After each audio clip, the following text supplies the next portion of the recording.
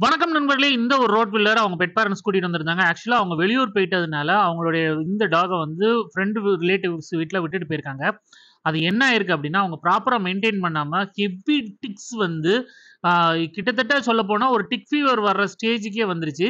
இந்த மாரி டாக்ஸ் வந்தது அப்டின்னா, நான் வந்து ஃபுல் ட்ரிம் பண்ணிருவேனே தவிர, நான் வந்து அதிகமா குளிப்பாட்ட மாட்டேன். குளிப்பாட்டி ப்ளோ ட்ரையர் போட மாட்டேன்.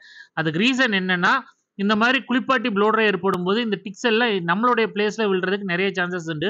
நீங்க பார்த்தா தெரியும். உண்மையிலேயே சொல்லப்போனா, அவ்ளோ சூப்பரான டாக்குங்க இவரு. ஆனா இந்த டிக்ஸ் வந்து அவர் அப்படியே ரொம்ப டல்லா, எனர்ஜியே இல்லாம அப்படியே படுத்தே கிடந்தாரு. அவரு ஒரு ஃபீலே இல்ல அவருக்கு. நீங்க பார்த்தா தெரியும். நான் விழ்ற ஃபர்ர உடனே டஸ்ட்பின்ல எடுத்துட்டேன். அங்க ரொம்ப நேரம் வச்சிருக்கல. ஏன்னா, அப்படி எடுத்தா தான் அந்த டிக்ஸ் எல்லாம் பார்க்க தெரியும். பார்த்தீங்கன்னா தெரியும். அந்த கழுத்து, பேக் போன் எல்லா இடமும் ரொம்ப மோசமா இருந்தது. ஸோ கிட்டத்தட்ட டிக் ஃபீவருக்கான ஸ்டார்ட்டிங் ஸ்டேஜ்ல தான் அந்த டாக்கே வந்திருந்தாங்க.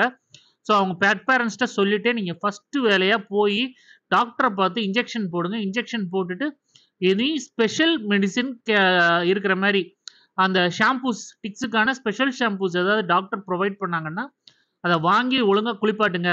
அப்படி பண்ணா மட்டும் தான் இந்த டிக்ஸ்ல இருந்து உங்க பப்பிய காப்பாத்த முடியும். உங்க டாக்க காப்பாத்த முடியும்னு ப்ராப்பரா மென்ஷன் பண்ணிட்டேன். இவரு வந்து ரொம்ப டயர்டு. எனக்கு வந்து பார்க்கவே பாவமா இருந்தது. நான் எத்தனையோ டாக்ஸ வந்து ஆ க்ரூமிங் பண்ணியிருக்கேன். பட் உண்மையிலேயே சொல்லப்போனா நான் அப்செட் ஆனது வந்து இந்த ப்ரீட் ஒண்ணு.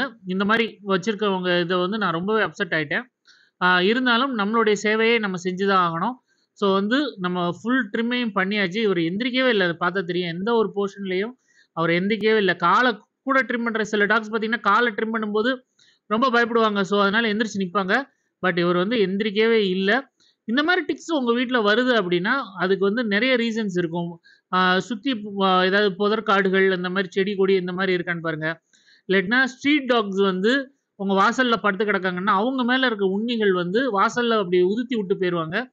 அது உங்க மேல ஏறி இல்ல டாக்ஸுக்கு வர்றதுக்கோ, இல்ல உங்க டாக் வாசலுக்கு போம்போது அவங்க மேல ஏறுறதுக்கோ நெறைய சான்சஸ் உண்டு. ஸோ இப்பல்லாம் பார்த்தீங்கன்னா, உண்ணிக்காகவே ஸ்பெஷலா இன்ஜெக்ஷன்ஸ் எல்லாம் வந்துருச்சு. அந்த இன்ஜெக்ஷன்ஸ்லாம் போட்டீங்கன்னா, 1 இயர்க்கு வந்து உண்ணி ஏறவே ஏறாது. ஏறி இருந்த உண்ணினால டெட் ஆயிரும். இறங்கிரும். ஸோ, அதனால வந்து இந்த மாரி இன்ஜெக்ஷன்ஸ் வந்து நான் இப்ப பிரிஃபர் பண்றேன். உங்களுடைய டாக்ஸுக்கும் இந்த மாரி ஹெவி உண்ணி இருந்ததுன்னா, உடனே பக்கத்துல இருக்க வெட்டனரி டாக்டர போய் பார்த்து ப்ராப்பரா இன்ஜெக்ட் பண்ணிருங்க. இந்த வீடியோ உங்களுக்கு பிடிச்சிருந்தா லைக், ஷேர்ஸ் அண்ட் சப்ஸ்கிரைப். நம்ம அடுத்த வீடியோல பார்ப்போம் கைஸ். பாய்.